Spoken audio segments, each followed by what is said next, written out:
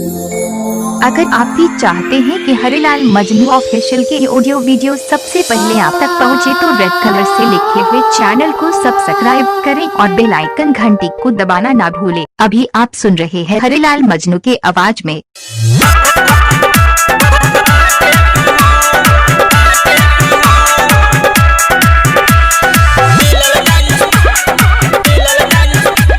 अभी आप सुन रहे हैं हरिलाल मजनू की आवाज में। हमारा घर से तो दूर घर बाटे, बोला चलबू की ना छठी घाटे, बोला चलबू की ना छठी घाटे। हमारा घर से तो दूर घर बाटे, बोला चलबू की ना छठी घाटे। पूजा छठी माई के होला उहाँ जुटे पूरा टोला, पूजा छठी माई के होला उहाँ जुटे पूरा टोला। तू तो रुस जालू बाते पहो, दौरा लेके आईब हम माथे पहो, मिलल जाई संगे छठी घाटे पे हो।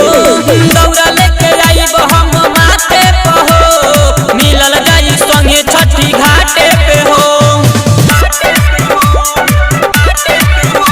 अभी आप सुन रहे हैं हरिलाल मजनू की आवाज में।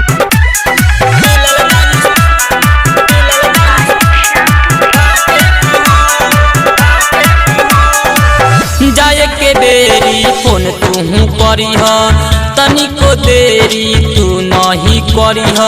घर से बहरी जब तू निकलीह, तब मिस कॉल हमरा जगे करीह। जाए के देरी फोन तू करीह, तनिको देरी तू नहीं करीह। घर से बहरी जब तू निकलीह, तब मिस कॉल हमरा जगे करीह।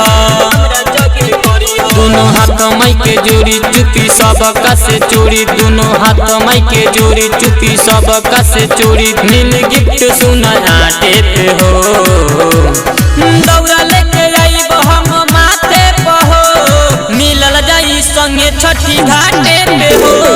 दौरा लेके आईब हम माथे पहो, मिलल जाई संगे छठी घाटे पे हो।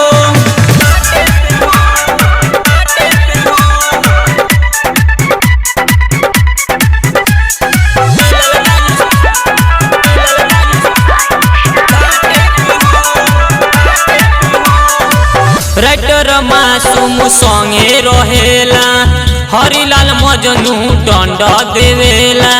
खूबे नु मेला हुआ लगेला, गुडू विशाल फूलवना बेचेला। राइटर मासूम संगे रहेला, हरिलाल मजनू दंड देवेला। खूबे नु मेला हुआ लगेला, गुडू विशाल फूलवना बेचेला।